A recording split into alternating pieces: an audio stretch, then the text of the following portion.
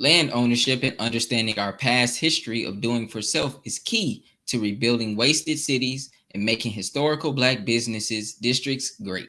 It was rebuilt after that to a substantial degree, peaking in the 1940s, early to mid-1940s, with well over 200 documented Black-owned and operated businesses. But then there was a second devastation. This was not a devastation affected through violence, but rather through policy. So generally, Black wealth is 1/10 of white wealth. That's sort of the general standard. And why is that?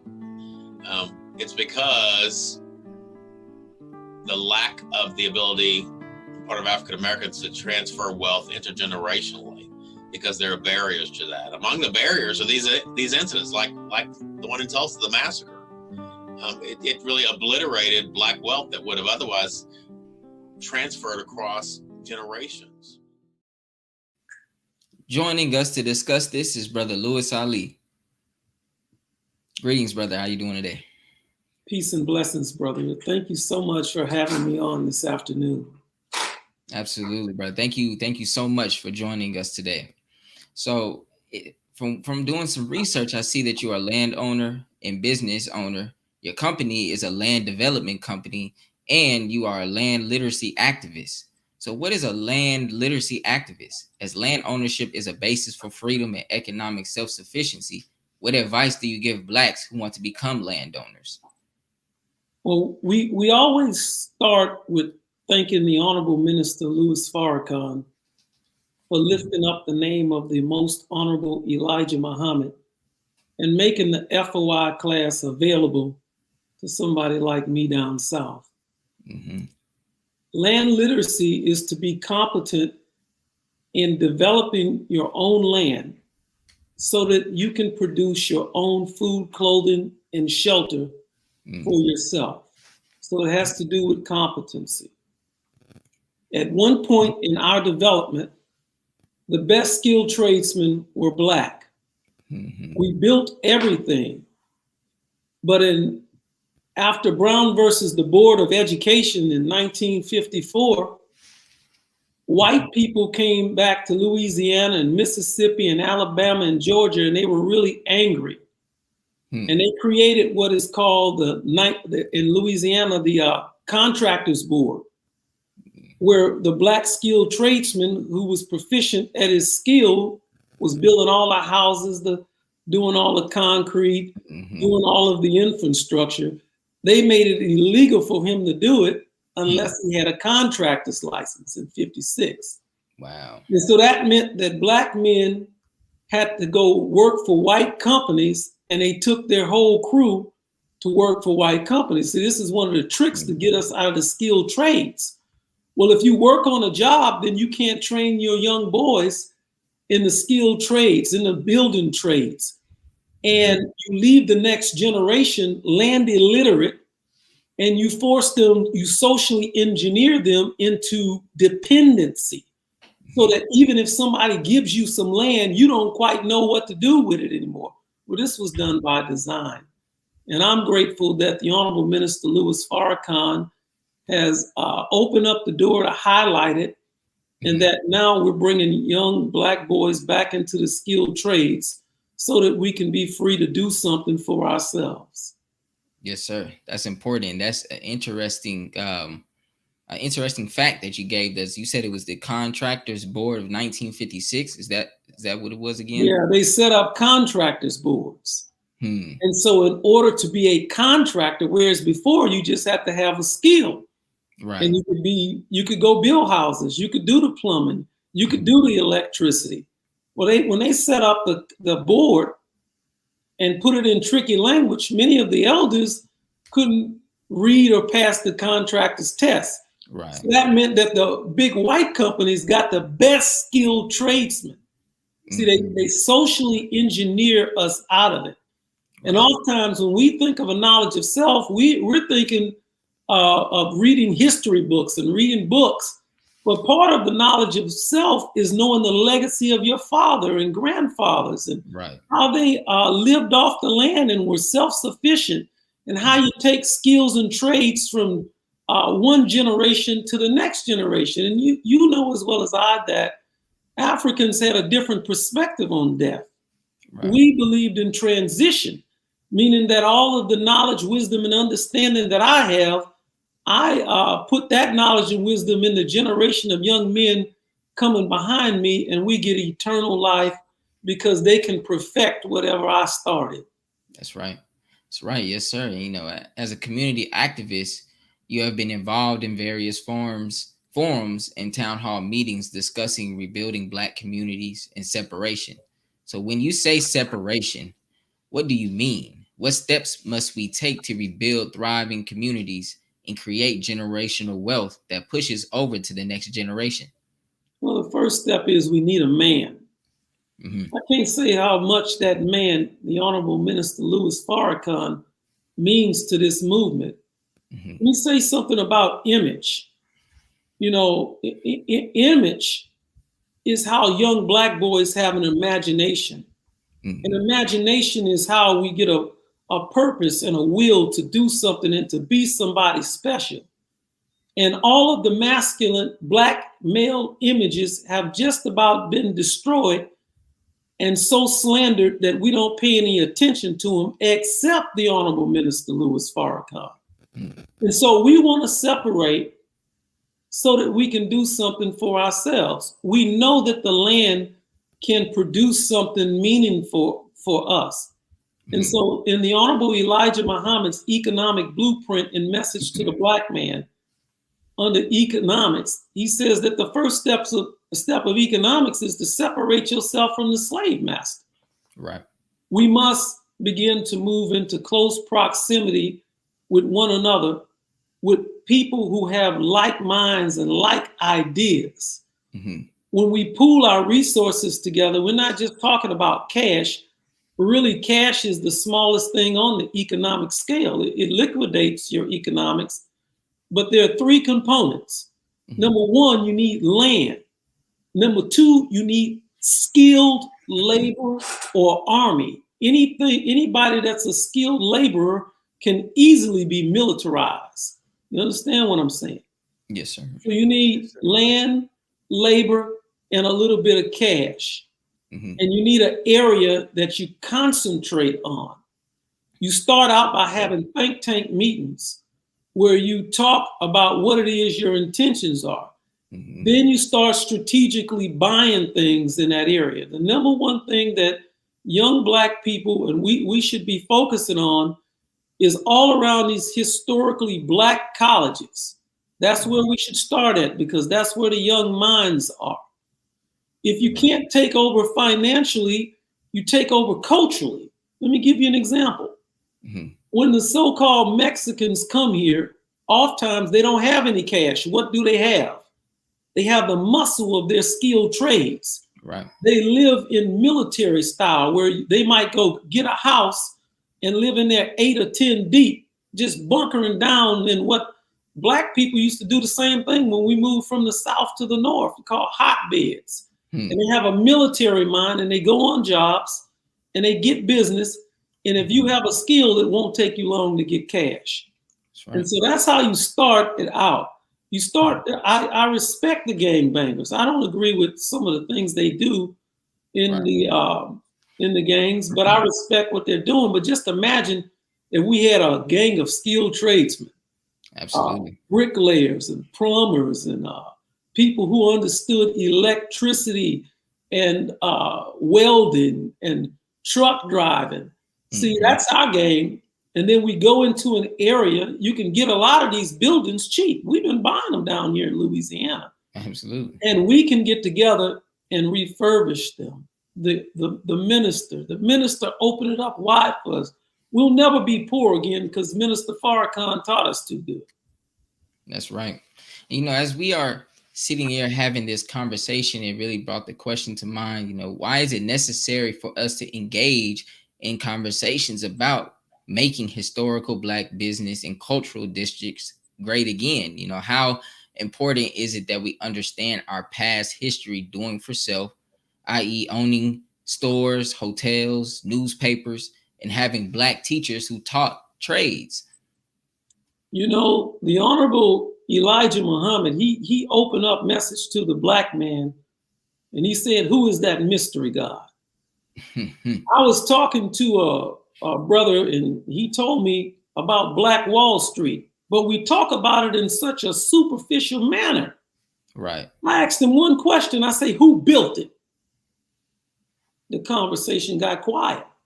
Black men built Black Wall Street, and they built it for Black women and Black children. And we didn't just build Black Wall Street in Oklahoma. There were Black Wall Street and business districts all around this country. But after Brown versus the Board of Education in 1954, by 1956, they came out with the Highway and Interstate Act and Urban Renewal, and they took the interstate and put it slap back down the middle of all the Black business districts. Well, I coined the phrase that the saying, you can't be a bee without a beehive. Right. They scattered all of the bees. They took all of the talent out of the Black community and put it in white universities. And then like blood diamonds in South Africa, they buff these Negroes up and shine them and run them down the football field or the basketball field or the intellectual field, but they're disconnected from the beehive.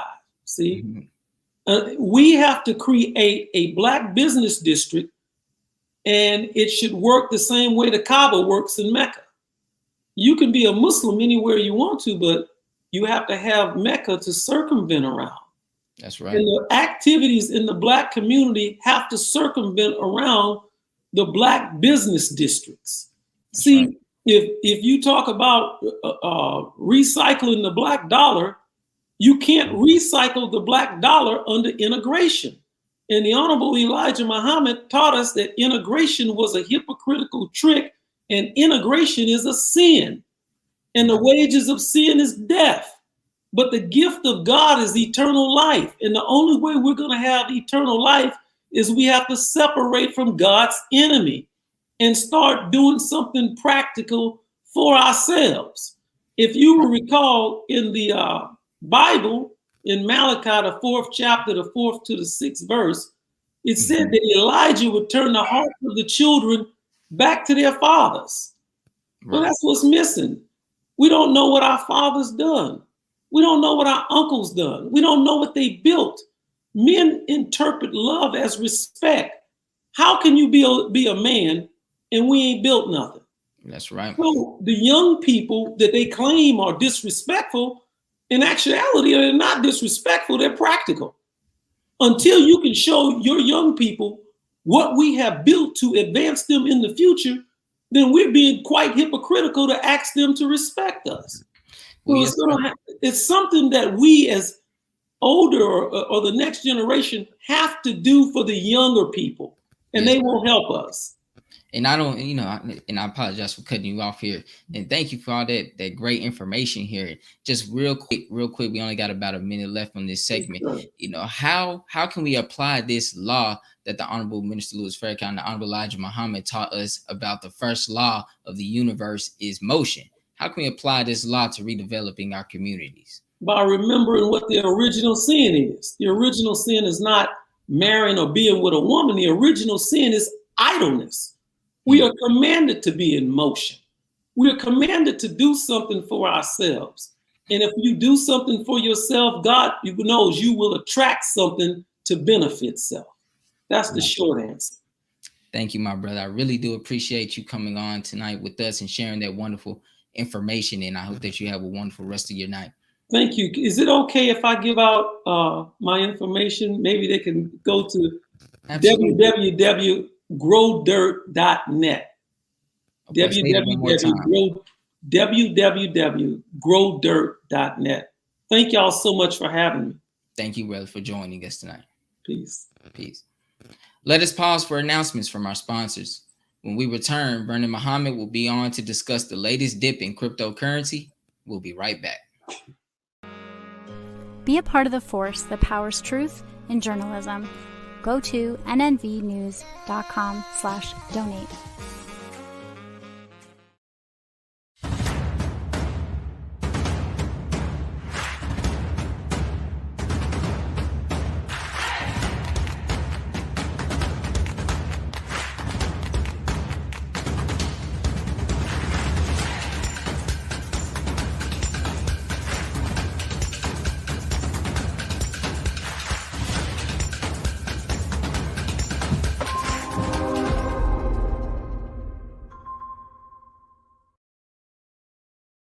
worldwide, 24 hours a day, 7 days a week. Download the Final Call Radio app and take us everywhere. On your phone, on your computer, on your tablet, on Instagram, Facebook, and Twitter. You can also log on to finalcall.com and click the Listen Live button or finalcallradio.com. Final Call Radio, the official voice of the Honorable Minister Louis Farrakhan and the Nation of Islam.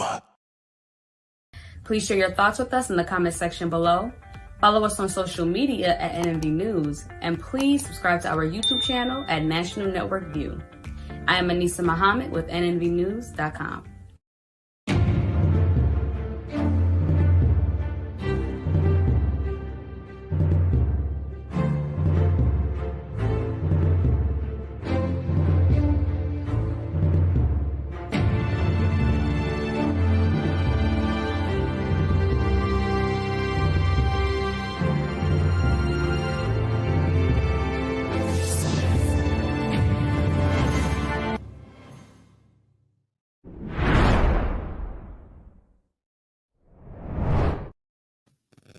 There are fluctuations in the cryptocurrency market, but it is still considered a wise choice where investors can put their funds and build wealth.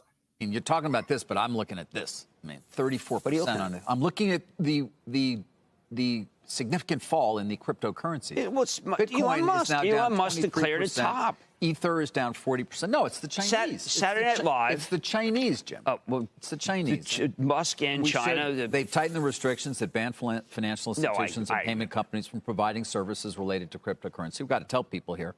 It's a fresh crackdown. They want to create their own, digital currency, we believe. By the way, it will only help their surveillance of everything that goes on in Chinese society, because they'll know exactly who's spending what at any moment, one would expect. Well, Not to mention they have this idea of perhaps trying to replace the dollar sometime with their own Chinese digital currency. And they've had currency controls. Carl, I mean, look, I think we can relate, obviously, what's going on with Bitcoin with the sell-off in equities. But I think of course we can, right? I mean, that's why But there's two kinds of equities. But this is related. No, but I had Greg Hayes on last night. So many of these youngsters, Jim, are trading they'll get burned out. Joining us is our brother Vernon Muhammad to discuss this topic. Greetings, brother. How you doing? Greetings to you. I'm wonderful. How are you? Doing well, sir. Doing well. Thank you for joining us today. Thank you for having me. Sir, so that was a very interesting clip. As we can see, the world of cryptocurrency, technology, and blockchain has been a very interesting topic for the last few months, actually. So what's new in the world of blockchain technology this week? Actually, there's a lot of new and exciting things that are on the horizon, but as that clip put the focus on, we know that Elon Musk, who is the CEO of Tesla, a few weeks back made the announcement that you would be able to buy Tesla or services through Tesla using Bitcoin. Well, in a sudden change in this past week, he suddenly announced that, you're not going to be able to do that with Tesla anymore. You're not going to be able to purchase a Tesla or services using Bitcoin. And a lot of people look at people like Elon Musk, and anything they say, anything they do has a ripple effect. So you had that go on. A lot of people, reacted to what they saw come out, whether it meant something or whether it didn't. You also have to keep in mind the rise of Bitcoin and various cryptocurrencies over the last year. There's a lot of people who made a lot of money, and only they know when it's time to say, okay, well, I'm going to take some of that money off of the table and do some other things with it. So it's a normal thing for people who profited, made money, to take some money out of the market every once in a while. So you'll see dips, you'll see ups, you'll see downs. But there's also, as I said, new and exciting information on the continent of Africa. Ethiopia has become the first African nation to actually formalize institution of the blockchain as it relates to somewhat of a census, like a digital identity for all of its citizens. So again, the blockchain is just a data management. Okay, so if you think of every citizen, even citizens that weren't being counted before or were only being counted on slips of paper, now there's an upgrade in technology in a way that that nation can account for all of its citizens as they move forward into modern times. So it's a lot of good things that are happening. Yes, sir. Absolutely. And you touched on dips and going up and down in the marketplace. So why are the prices of cryptocurrencies dropping the way that they are? That's a hot question on everybody's lips. As a matter of fact, they're saying there's blood in the streets. That's what it means when drastic falls and everything looks red. But one valuable lesson to understand about markets, about what assets are versus liabilities are, and what money is. Money is made to move. That's one valuable lesson that we have to keep in mind. Right. So whether you're talking short term or long term, you shouldn't be alarmed by any type of movement. That's what it's made to do. Right. Money is made to move. There's talk of currency, cryptocurrency. We know that dollars is a form of currency, but the root of that is current. Okay, it's like electricity. It has to flow. If money just sits tucked away under a mattress in an account, wherever you have it, it's not working for you. But if you look at active markets, you're going to see money moving. And when money moves, you'll see values or prices go up. You'll see values or prices go down. So in the short term, you can't be surprised when you see something drastic happen. That's what happens in the short term. Up, down, up, down, up, down. But over the long term, which is what I guess people who are really serious about financial literacy and education learn, they understand that in the long term, markets grow, markets overcome dips and temporary downturns. Okay. And so, for those who aren't really too much aware of what to do when markets go up and down and have drastic turns, because they may be new to investing in crypto or just the marketplace in general, what are some best practices for people who want to jump in and make money in crypto? Make money in crypto. You're asking these loaded questions. Let's take it back to the basics. I think the last time I was on, I tried to just give some basic education so that we can, start to build our financial IQ. So this time around, I want to put the focus on assets and assets versus liabilities. Okay. There's one way of thinking is, how can I make money quick? How can I make a quick buck? All right. We really want to move away from that way of thinking, right? And understand the difference between you making a buck or you making money, and understand the difference between that and an asset, owning an asset, which is something that makes money for you. There's only so many hours a day that you can work. There's only so many things you can do in a day to make money, right? The wise and more intelligent thing to do is to have assets that work for you, assets that will exponentially increase what you're able to make, earn, bring in as income. Okay, so an asset is something that you own that makes money for you or brings money to you. Okay, if I had a car and I rent my car out to somebody else who's driving when I'm not driving, my car is an asset. Even though I may have a car note on the car, it's out, it's earning money, and it's paying for itself plus some. So that's an asset.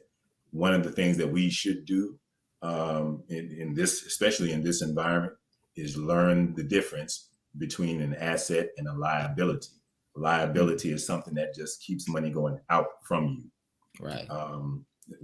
Case in point, if you look at all the cryptocurrencies that are out there and everybody's like, oh, which one should I get? I'm gonna try this one. I'm gonna try that one. Right. A lot of people are crying now because they bought themselves liabilities. Take the time to get the education, learn what's going to actually bring money to you versus what you're throwing your money away on. No, absolutely. Wow. So you put quotes around make money. So can you explain as to why you put quotes around make money and what is making money or what is not making money? I put the quotes around money because there are a lot of us who don't even know what money is, what real money is. If I've actually tried this with people, and there's a video out on YouTube where there's a wealthy guy who goes down to I think it's Del Marva or something like that in California, where all the rich and wealthy people live out near Venice Beach in California. And he's actually on the street and he says, hey, I have this gold coin. It's 1 ounce gold coin, 1 ounce of gold. He says, look, I need to do something. I need to hop a bus or whatever he was trying to do. He said, I'll sell you this gold coin for $20. 1 ounce of gold is worth a lot more than $20. But no matter how many people passed him on the street, no one was willing to part with a $20 paper bill for 1 ounce of gold. Wow. Most people don't know what real money is. Just for the sake of clarity, that's something you should take all day long. Okay. If you compare a $20 bill and 1 ounce of pure gold, I would do that every day of my life if I could. But there's so many people who have no clue and won't budge in any different direction or even be willing to learn what the difference is between currency, cryptocurrency, money, real money, and what's the purpose of money. You know, what money is supposed to do for you and what you're supposed to do in relation to money. So a lot of it, again, just depends on education and depends on changing our mindset. There's something that Warren Buffett had a quote about markets and about the marketplace. He said, the markets are designed so that people with patience can slowly take the money from people with no patience. Wow. Think about that for a moment. Wow. Yeah, that's deep right there. That's very deep. And so you speak a lot on financial literacy and educating ourselves. Where can someone start to get financial literacy education in the first place? Stay plugged into NNV News. First of all, there's always something good coming here. I try to make myself available. I try to find conversations and initiate conversations on social media spaces, in different forums, just to keep this conversation present among our people on as much of an opportunity as I can. There's something going on every day, and I try to, using my platform, goldmasterplan.info, just pull in various people who are engaged, whether it's artists who are learning or having a conversation about how can I get my art into an NFT, whether it's people who are at the retirement age. Not that I'm giving retirement advice or financial advice, but we're just having the conversation. People who want to know, well, what do I need to do? Or what I need to be aware of moving forward? How can I make smarter decisions for myself? Or whether it's somebody who's, Gen X, Gen Z, that's saying, hey, I'm not where my parents were, but I certainly see a different kind of future. And I want to create a different kind of future for the generations coming after me. There's conversations that need to happen at all levels. So, look for those type of things on social media platforms, here on YouTube, whether you're on Facebook or whether you're on Twitter. Wow. Thank you, brother. Thank you so much for that. So right now we're going to pause for announcements from our sponsors, and coming back up, we'll bring back on Brother Vernon Muhammad, and we'll talk a little bit more about cryptocurrency. We'll be right back. Be a part of the force that powers truth in journalism. Your support helps to combat false media. Cash App NNV News. Greetings from National Network View. This week's Final Call cover story headline memorializes the late, great DMX. Last week, DMX's life was celebrated at the Barclays Center in Brooklyn. Large crowds gathered to honor the legend. They were there to remember a man who wasn't afraid to express his pain with the world. The Honorable Minister Louis Farrakhan spoke via Zoom to the large audience. He delivered words of comfort, wisdom, and guidance to everyone under the sound of his voice. DMX will live on. This FCM volume number 29 edition features the middle page article is a transcript of what the Honorable Minister Louis Farrakhan said at the memorial. To read more, subscribe to finalcalldigital.com and tune in to the all-new Final Call Radio. This is the NNVnews.com Final Call cover report. This is Sister Sajda Muhammad. We are proud to announce that the Sajda House commemorative Elijah coins are finally here. This priceless heirloom, made from recycled copper from the messenger's home, is now available at sajdahouse.com. Please make sure you leave your comments and questions in the comment section below. Follow us on Facebook, National Network View, and make sure to check us out on Twitter as well, National Network View. This is Sergio Gutierrez with National Network View, signing off.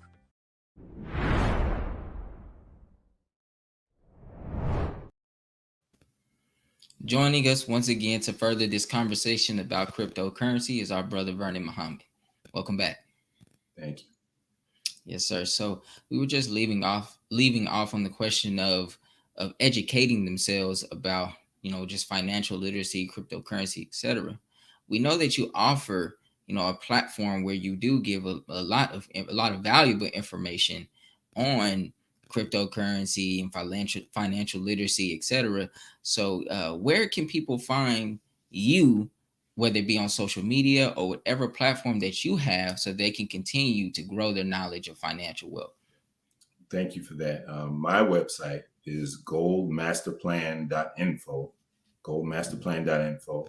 I have a lot of pointed and really concise points about cryptocurrency, about some of the use cases of blockchain technology, and specifically, there's a big focus on decentralized finance. Now, decentralized finance is a term that we probably, if out of all the terms, we probably want to pay close attention to that. Okay. Every one of us is intricately connected to the banking industry. Every one of us has a bank account. Every one of us uses a debit card. Wherever we go, there's something that we have to do that travels through a bank, even if we're just using Square and Cash App and Venmo and whatnot. There's a bank, and the banking industry is connected. Decentralized finance takes the power, takes the money, the profits from the banking institutions, and puts them back in the hands of the individuals, which is where it should be, where it should have been all along. If you think about your money that you put in the bank so that you can access it whenever you want to, you wouldn't think there's any limitation or anything standing in the way of you doing that.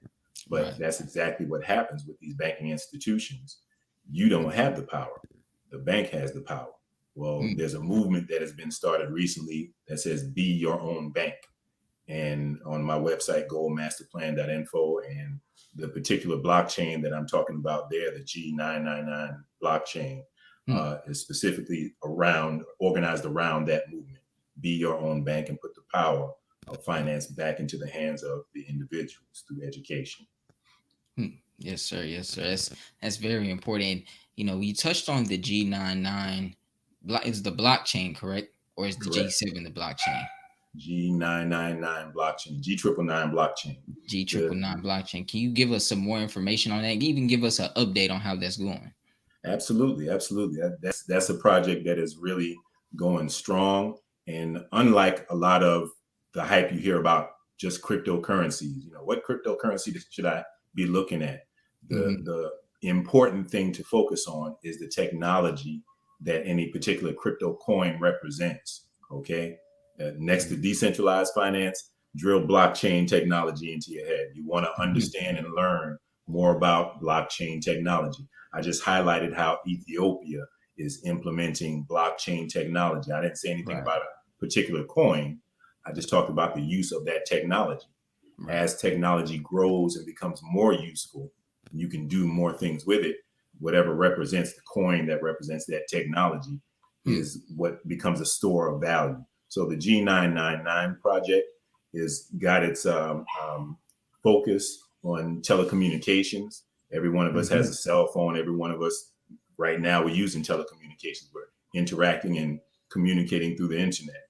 Well, there's going to be a reality where secured and private and uninterruptible communication happens through the blockchain. Right now, if you made YouTube mad, they would stop you from broadcasting what you wanted to broadcast. But the blockchain and the next evolution of the internet takes all of that away. So really, the G99 project and blockchain projects in general, what they're evolving to is taking away the middleman, taking away the power from those who could disenfranchise and putting it back in your hands. Okay. And so speaking on blockchain technology, I remember recently hearing about the reason why Elon Musk decided to take to stop utilizing Bitcoin because of the amount of energy that it used to actually mine a Bitcoin or track the transaction of a Bitcoin. So can you explain, if you have any knowledge on the energy usage, how much energy does it really take to mine a certain cryptocurrency or to locate it on a blockchain or verify the transaction behind it? Got you. I don't want to take anybody back to a traumatic moment, but every one of us has at one time or another heard our parents say, "Turn the lights off in that room."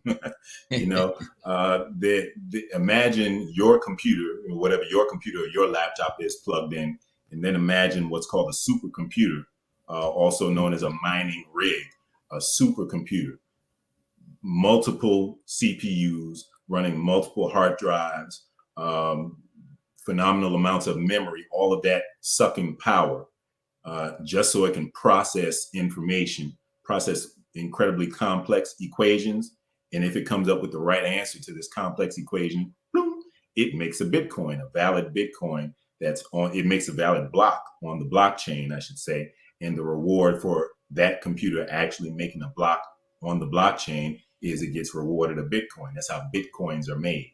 Computers that suck up a lot of power and energy, work to produce a certain outcome, are rewarded by receiving a Bitcoin, a digital asset.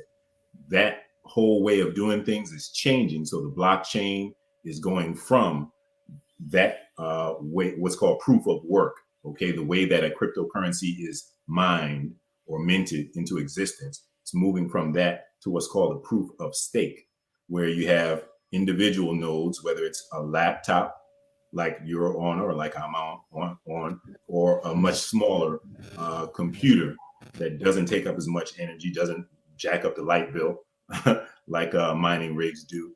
And that's a much more efficient use of energy in terms of how these coins can be created. Wow, that was, man, because I was really wondering how, I really appreciate that, because I was wondering how, a computer would use a lot of energy just to mine or to verify the transaction on a Bitcoin. So I do appreciate you breaking that down for us, and just let the audience know one more time where they can find you and where they can find your website or wherever you store your information on cryptocurrency and financial wealth. Absolutely. This for the next 2 weeks, as a matter of fact, there's a blitz of information and people in my network that are just pumping information and education out along the airwaves. But you can find that, you can find the schedule for that by going to my website, goldmasterplan.info, and we can plug you right into where all the good stuff is at. Yes, sir. All right, my brother. I appreciate you again for joining us today and giving us that valuable information, brother. Thank you. You have a great night. Thank you. You too. Thank you for joining us today and tuning into National Network View News. Please share your thoughts with us in the comment section below.